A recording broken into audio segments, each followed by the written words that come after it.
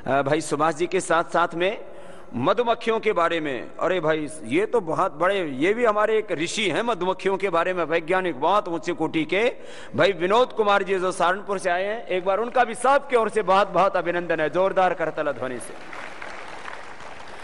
इन्होंने मधुमक्खियों के ऊपर पूरा रिसर्च कर रखा है। मधुमक्खियां 3 तरह की होती हैं, आपको पता है?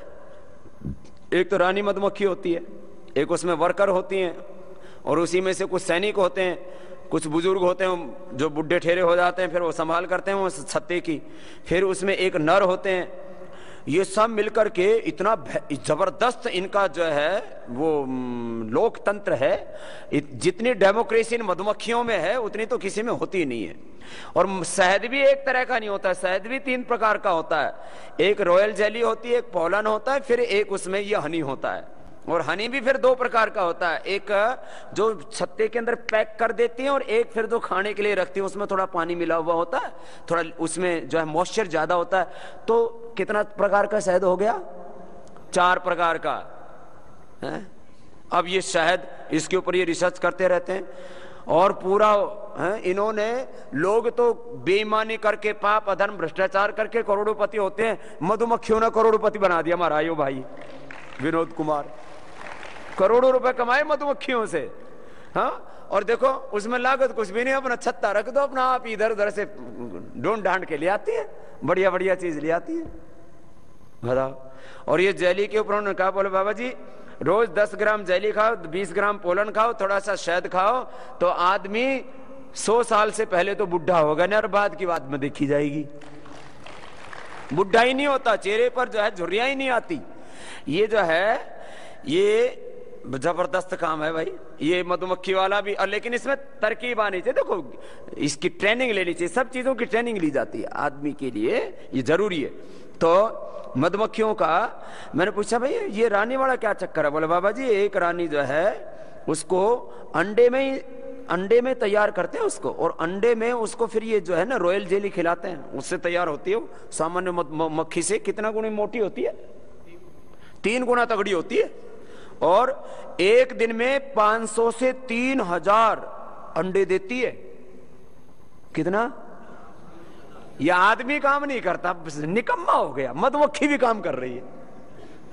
शहद बनाने वाला, बच्चे पैदा करने वाला, और 2.5 साल तक लगातार इस काम में लगी रहती है, और एक ही बार जो है खाली वो प्रेग्नेंट होती है। तो भाई विनोद जी आपको इस बारे में बताएंगे। हमारे जो है पतंजलि योगपीठ में जो सारा खेती का प्रयोग चल रहा है, इसमें हमारे एक सेवाव्रती भाई को इसकी पूरी जिम्मेदारी दी गई है। बहुत ही जो है हाईली एजुकेटेड है, मॉडर्न मेडिकल जो है एजुकेशन सिस्टम से पढ़ करके बोला मुझे तो अपना जीवन जो है ना खेती के लिए समर्पित करना है, क्योंकि किसान की सेवा से बढ़ करके हिंदुस्तान की सेवा का कोई दूसरा काम हो ही नहीं सकता। तो हमारे भाई श्री गौरी शंकर जी जो हमारे सेवाव्रती भाई हैं, एक बार इनका भी सबकी ओर से बहुत बहुत अभिनंदन है, जो इस पूरी सेवा में अपने पूरे जीवन की आहुति लगा दी। एक एक व्यक्ति एक एक मिशन में लगता है, तब जाकर के कोई बड़ा काम खड़ा होता है। एक व्यक्ति एक मिशन। जैसे जो है बहुत बड़ा काम आनंद में दुग्ध क्रांति के नाम पर किसने किया? डॉक्टर कुरियन, क्या नाम है? डॉक्टर कुरियन। एक व्यक्ति एक मिशन की सबसे बड़ी मिसाल। ऐसे एक एक व्यक्ति को लगना पड़ता है।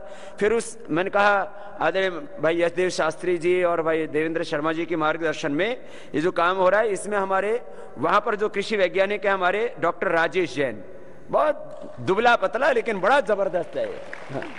इसने भी बहुत जबरदस्त फार्मुलेशन बना रखी हैं। और सारे हमारे ये जो लोग 30-30, 40-40, 50-50 वर्षों से काम कर रहे हैं ना इस कुदरती खेती के लिए, उन सब के साथ में मिलकर के हमने कहा भाई हम लोगों जो है ना जो खेती कर रहे थे वो आग्रह पाल रखे थे। हमने कहा भाई 2-3 मॉडल यहाँ बनाओ, अलग अलग खाद, अलग अलग कीटनाशक और जो भी बीजों के जो तरीके हैं, उपाय हैं। और यहाँ हमारे कृषि के क्षेत्र में काम करने वाले भाई श्री कृष्ण जी हैं, उनका भी एक बार सबकी ओर से बहुत बहुत अभिनंदन है। और यमुनानगर से भाई वीरेंद्र जी हैं, उनका भी एक बार सबकी ओर से बहुत बहुत अभिनंदन है। तो आज की बात की शुरुआत मैंने की थी गाय से। एक तो बीज का जो संस्कार करते हैं, वो आपको बीज का संस्कार जो है बीज संस्कार में कौन सा प्रयोग करते हो भाई? ये जो जो है क्या क्या करते हो उसके अंदर? तो और उसमें खाद की हमने कई प्रक्रियाएं, जो कुदरती खाद है इसके लिए यहां पर एक तो हमने ये संजीवक खाद, दूसरा हमने एक जीवामृत, एक फिर कंपोस्ट खाद, ये अलग अलग, फिर एक हरी खाद, 4 प्रकार की खाद। अब इस 4 प्रकार की खाद के बारे में थोड़ा सा सुन लो, फिर आपको ये और भी कुछ बताएंगे। ये सारे तरीके अपनाए जा रहे हैं व्यवहारिक तौर पर, और उसके लिए आपको मैं पहले एक तो ये संजीवक खाद के बारे में बता देता हूं। इसमें 200 लीटर तैयार करने के लिए 60 किलो गाय का गोबर, ये आपको लिखित में भी देंगे, 6 लीटर गोमूत्र, 1 किलो गुड़ और 133 लीटर पानी। तो ये जो पानी के अंदर जो है ये गोबर जो है उसको डाल करके और उसमें ये गोमूत्र डाल करके उसको घोल देते हैं सबको, उसमें गुड़ और ये सब मिला करके लकड़ी से उसको हिलाते रहते हैं, और जब ये सब चीजें मिल जाती हैं तो इसको 10-12 दिन रखने के बाद और इसको खेत के अंदर डालते हैं। ये जो संजीवक खाद है इसका प्रयोग हमारे सुभाष जी आपने किया ना, काफी कितने सालों से कर रहे हैं? यहीं आ जाओ, मेरे पास ही आ जाओ। हाँ। ये जो संजीवक खाद जो आपको अभी बताया, एक खेत को तैयार करने के लिए कई तरह के उपाय किए जाते हैं। जैसे क्या होता है, अभी तक आप यूरिया से, डीएपी से खेती कर रहे हैं, उस खेत को आप अब जो है उसमें कुदरती खेती पर लाना चाहते हैं। अब इसका व्यावसायिक प्रयोग भूल जाइए। पहले तो हम कहते हैं भाई आप जो है ना, सब लोग सबसे पहले व्यापार की सोचने लगते हैं। भाई व्यापार बाद की बात है। आप अपने लिए 1-2 एकड़, 1 से 2 एकड़ में अपने लिए तो अच्छी चीज पैदा करो भाई, और अपने लिए सारी चीज अपने खेत में पैदा करो। आपको दुकान पर जाकर के खड़ा होना पड़ता है तो ये ठीक नहीं। आप स्वावलंबी बनो। आप अपने खेत के अंदर जो आपको दाल चाहिए, जो आपको तेल चाहिए, जो आपको जो है अभी मैंने बताया, यदि गन्ने की बात करें तो चीनी चाहिए, गुड़ चाहिए, या मैं तो उससे आगे कहता हूं, जैसे हमारे भाई विनोद जी कह रहे हैं, तो आपको मीठा भी चाहिए। तो आपको मीठे के लिए, आपको दाल के लिए, आपको तेल के लिए, आपको घी के लिए, आपको शाक सब्जियों के लिए, आपको दालों के लिए, आपको जो है अनाज के लिए, चावल के लिए, गेहूं के लिए, बाजरा के लिए, मकई के लिए, चौलाई के लिए क्यों जाना पड़ता है बाजार में? आपके पास यदि 1 एकड़ जमीन भी है तो आप एक परिवार का गुजारा आराम से कर सकते हैं, कहीं जाने की आपको जरूरत नहीं है।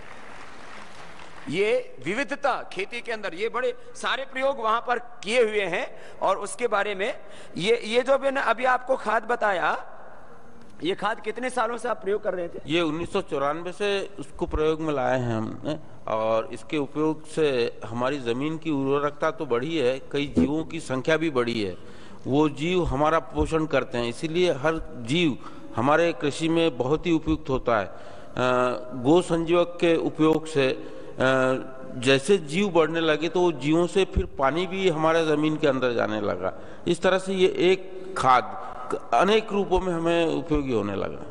इससे पानी की मात्रा भी, नमी की मात्रा जमीन में बढ़ने लगी। जो जीव होते हैं ना मिट्टी में पैदा होते हैं, वो जमीन के अंदर फिर नमी को बना के रखते हैं। ये जो हम ट्रैक्टर आदि से खेती करते हैं तो ये तो बहुत ही खराब मामला हो गया। ये दरअसल इंडस्ट्रियां हैं, ये ऑटोमोबाइल इंडस्ट्री, फिर ये खाद बनाने वाली इंडस्ट्री, ये कीटनाशक बनाने वाली इंडस्ट्री, फिर ये जो है साइंटिस्ट बनाने वाली इंडस्ट्री, ये डॉक्टर बनाने वाली इंडस्ट्री, खेती के भी डॉक्टर हो गए। ये सारी इंडस्ट्रियां मिलकर के किसान का नाश करने में लगी हैं, और आत्मविनाश, आत्महंता बन गए। सब आत्महत्या का ही प्रयास है। तो बताओ, ये संजीवक जो खाद है, ये पहले वर्ष जो है 1 एकड़ में करीब, ये पहले वर्ष 1 एकड़ में 1000 लीटर का इस्तेमाल होता है जी। दूसरे वर्ष में 800 लीटर। पहले वर्ष ये 1000 लीटर, दूसरे वर्ष में 800 लीटर, तीसरे वर्ष में 600 लीटर, और चौथे वर्ष में 400 लीटर, 5वें वर्ष में 200 लीटर। इसके बाद आजीवन सिर्फ 200 लीटर इस्तेमाल करना है। ना भी करो तो बहुत बड़े पैमाने पे जीव बढ़ जाते हैं, यानी एक काम कम हो जाता है कृषि में। और असल बात तो यह है कि जब हम कृषि करने लगे तो ये गौ माता का महत्व तो समझ में आया, लेकिन धीरे धीरे हमें ये बात समझ में आई कि संपूर्ण सजीवों की जरूरतों से ही कृषि पूरी होगी। तो संपूर्ण सजीवों की जरूरत, पहली जरूरत है भोजन, जो आदमी की भी जरूरत है, कीटों की भी जरूरत है, दूसरी जरूरत है पानी, और तीसरी जरूरत है हवा। ये तीन जरूरतें अपने ज्ञान से, प्लानिंग से और श्रम से ये तैयार होगी, ये समझ में आया। तो ये कहाँ से होगी? तो कृषि से होगी। हमने कृषि के महत्व को भूल दिया। कृषि का नाम ही कृषि, यानी ऋषियों जैसी कृति, उसका नाम है ऋषि कृषि। वो कृषि को हमने भुला दिया और हमने आज जो जिस विनाश की कृषि करने लगे, उससे हमारे ये भोजन, पानी और हवा, ये तीनों के ऊपर असर हुआ। तो ये असर समाप्त करने के लिए हमने किसानों की शक्ति को समझा कि किसान की ताकत किस चीज में है। तो किसान की ताकत 5 चीजों में है। पहली ताकत किसान की मिट्टी में है, तो मिट्टी को बनाने के तरीकों में हम ये गो संजीवक का इस्तेमाल करते हैं। दूसरी ताकत किसान की पानी है, तो जब ये गो संजीवक हम बनाने लगे तो अपने आप ही बारिश का आने वाला पानी 30% जीवों से जो छेद होते हैं, वो छेदों से ग्राउंड वाटर में कन्वर्ट होने लगा। यानी पानी, जीव हमारे लिए पानी पैदा कर रहे हैं। तब हमें बात समझ में आती है कि हर जीव हमारे लिए कितना महत्व है। उसी तरह से तीसरी ताकत हम किसानों की बीज है। तो बीजों से जब हम ये संजीवकों का उपयोग करते हैं और ये संजीवक जब बीज से संस्कारित होते हैं, तो वो बीज अपने आप पैदावार बढ़ाने का काम करते हैं। इस तरह से तीसरी ताकत हमने किसानों की ये जो समझ में आई कि किसानों की ताकत बीज है। चौथी ताकत किसानों की फसल का प्लानिंग, उसका नियोजन करना और उसको सही समय पे लगाना, ये नैसर्गिक कृषि का महत्वपूर्ण सिद्धांत है। पांचवी ताकत हमने श्रम को समझा कि श्रम ये किसानी में बहुत अत्यंत महत्वपूर्ण है। आज तो धीरे धीरे श्रम को बाहर ही निकाल दिया गया है। इस तरह से ये 5 ताकतों को तोड़ा है। जो व्यापारी खेती है, यानी केमिकल की खेती है, वो केमिकल की खेती ने किसानों की 5 ताकत को तोड़ दिया। ये 5 ताकत को पुनर्जीवित करना बहुत जरूरी है। तभी हमारी जो 3 जरूरतें हैं सजीवों की, अनाज, पानी, हवा, ये सुरक्षित रहेगा। नहीं तो फिर अनाज भी नहीं होगा, पानी भी नहीं होगा। आज हम बोलते हैं जल है तो कल है, लेकिन हमने ये जो कृषि अपनाई है, जो जहरीली कृषि, वो जहरीली कृषि से हमारा पानी भी समाप्त हो रहा है। इसलिए ये मिट्टी जो हमारी माँ है, वो माँ को बलशाली बनाता है। 4 बातें: गो संजीवक, दूसरा वृक्ष, तीसरा पक्षी और चौथा हमारे यहाँ उपलब्ध जो होता है जितना भी कचरा खेती में, उसी का पुनर्उपयोग। तो ये आपको ये जो खाली बातें बताई नहीं जा रही हैं, सारा आपको ग्रामोद्योग में आज देखने को मिलेगा। आपको पहले ग्रामोद्योग जाएंगे आप और उसमें देखेंगे कि खेती कैसे हो रही है, फिर वहां पर गायों का पालन कैसे हो रहा है, मधुमक्खी पालन की प्रक्रिया भी वो अब शुरू हो जाएगा। यहाँ पर ये कार्यक्रम हमें तलाश थी, इस काम के लिए हम ढूंढ रहे थे उचित व्यक्ति की। तो ये हमारे सारे जो आज यहाँ बाईं तरफ बैठे हैं, ये कृषि के हमारे ऋषि बैठे हैं और ये अब एक बड़ी क्रांति करने जा रहे हैं हिंदुस्तान में। और अब ये तो एक बात बताइए आपको संजीवक खाद की, ऐसे कंपोस्ट खाद, हरी और एक जीवामृत खाद और एक जो ये हरी खाद, ये हरी खाद वाला भी, उसके बारे में थोड़ा सा बता देना। हाँ, हरी खाद अभी बनाने का हमने एक नया विधि बनाया है। तो उसमें सारे अन्न द्रव्यों का पोषण हो, अन्न द्रव्य तैयार हो, ऐसा उसकी व्यवस्था बनाई।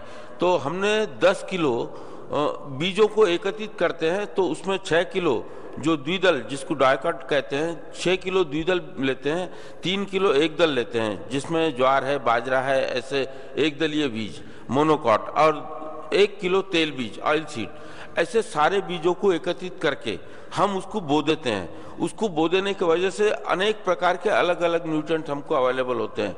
वो 45 दिन की जब ये फसल हो जाती है तो उसको भूमि में मिला देते हैं। उसको मिला देने से हमारी जमीन की उर्वरकता बढ़ाने वाले कई प्रकार के जीव पनपते हैं और यह हरी खादी अनेक जीवों को बढ़ाता है।